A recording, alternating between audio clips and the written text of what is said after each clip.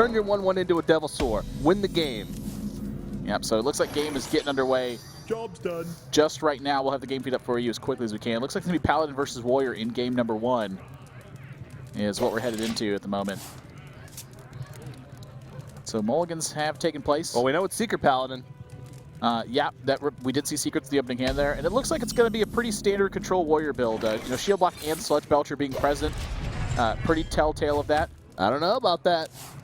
Could be Patron. It's definitely possible. Shield block is an awfully tricky card to play in Patron at the moment. It's kind of turned more into a mid-range deck rather than a combo deck. I lost to a guy earlier who was playing Shield block.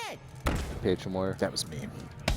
Oh, wow. That was my alternate account. Sylvanas added to hand, and at this point, could be Patron Warrior. It still could be. You're right, TJ. Look, they dropped to 29 intentionally off this Fiery War Axe. Yep. That's for Battle Rage. The last 2 cards in this deck are Grim Patron, and we'll probably never know otherwise. Maryland now still holding on to this coin. Turn 7 Tyrion's pretty good. And what else is pretty good is just a massive amount of 1/1s versus Warrior. If they want to take care of these, they usually have to expend some sort of an effect to do it. And having to cast Whirlwinds to deal with Muster for battle still makes sure you deal still take a couple damage. It puts a lot of pressure on you later for when the Paladin just continues to hero power over and over again. Yeah. But Cruel Taskmaster is one of the cards I think that can fight against this pretty decently. You don't lose too much from this happening. You still will take a couple points of damage, but you disrupt their effect. And that's really what it's about. So Pilot Shredder for Maryland, and their curve is looking mighty good afterwards. Meanwhile, Rochester Institute, they have this Sludge Belcher, but what's really peculiar to me is that Varian Rin is in his hand right now. 10 mana cards are so heavy. Is this just a high? Is this like a high cost warrior deck, like in terms of like mana cost at the top end? Well, so Varian Rin was a card that a lot of players, when they did like TGT ratings, they put Varian Rin as one of the highest rated cards, but people quickly realized that it's not that great. It costs too much, and it's very inconsistent. Sometimes it doesn't bring out anything. It'll draw you spells, but by that time you need something that does something on the board right away. And it puts stuff on the board, but doesn't necessarily do things on the board right away.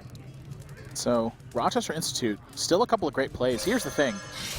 They're rolling into these later stages where the Paladin will start to have their power plays, and they have Execute to start trying to fight against this, but is that going to be enough? I mean, if they get to a clean Varian turn, I think they're looking pretty darn good in this game. I mean, Varian, in my experience, one of the reasons I haven't included it in the Control Warrior builds is because when you're playing against other control decks, drawing those 3 cards is often a liability in terms of the fatigue battles. Yeah. But in this situation, if they get to a Varian Rin turn, that could be a way to close out this game. So Maryland is going to add more pressure here. Forego the Mysterious Challenger. But that Acolyte of Pain also, it's presenting a little bit of problems on this board. But I think this is what Rochester needed to happen. I think the Mysterious Challenger could have ended up being a little bit too much for them. In this spot, though, they may find themselves being able to claw back into this game. I'm really curious why they didn't play the Mysterious Challenger this turn. I think they wanted to get this Deathbite used prior to it, so that way it's less likely that Rochester is going to have an answer to Mysterious Challenger, like in the form of Execute, for instance.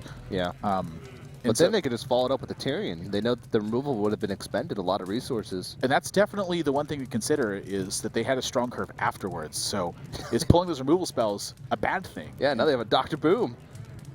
Yeah, and Rochester, they're not going to go for Sylvanas this turn. They're going to continue to be patient and try to pad their life total. A little bit of a bonus. You get to maybe. I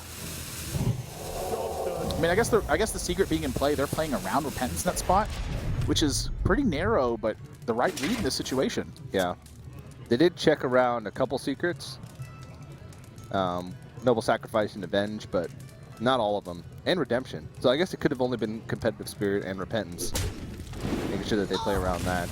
And now they're going to throw out the Tyrion, and, well, I mean, I guess throwing out the Tyrion first and then following that up with Mysterious Challenger sort of serves the same purpose. Well, yes and no. I mean, they're now at a little bit of a risk, though. I mean, Sylvanas could potentially steal this Tyrion at this point. If the Sylvanas steals a Mysterious Challenger, you're not really too worried about that. Of course, I don't think Maryland's really anticipating Sylvanas here. I think they would have expected Rochester to play it last turn had they had it. But now they might get punished. No time for games. Yeah, well, Maryland can, dictate how they attack into the Sylvanas. They can hero power and make it sort of only a 1 in 3. I think that's a risk that they're almost committed to taking unless they want to play Mysterious Yeah, Challenger. well, Dr. Boom, they can make Yeah, it. or the Dr. Boom too.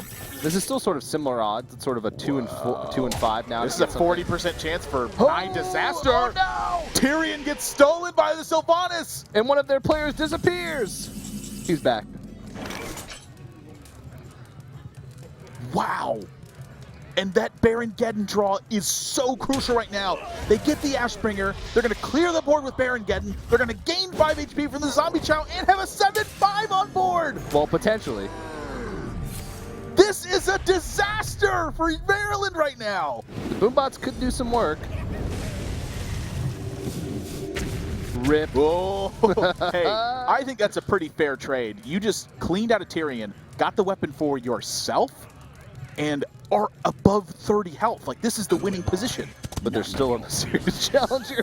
I don't think that's that big of a deal right now. They have a Varian. The Mysterious Challenger actually only pulled 2 secrets. Varian Rin, I think, is going to be enough to take this game.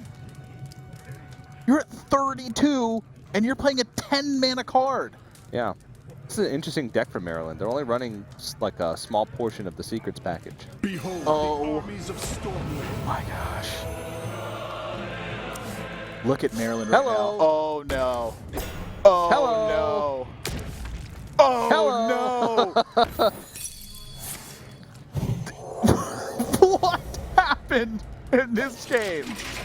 Yeah. Maryland looks, at least one of their players looks a little bit stunned at the moment. This is unbelievable. Like,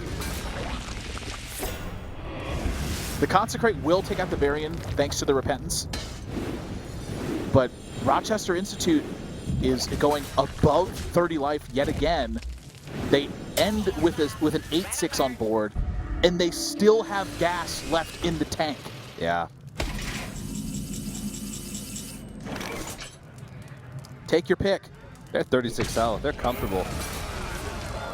Yeah. They anticipated redemption in this spot. That's lethal. Yep, and that's going to do it. 12 damage from that Grommash, thanks to the Cruel Taskmaster, and the Ashbringer finish. It's not often you see Warriors end the game with Ashbringer. Wow, what a game. And Maryland's is like, you know what? We can't really be we can be upset, but not too upset because we just got rolled.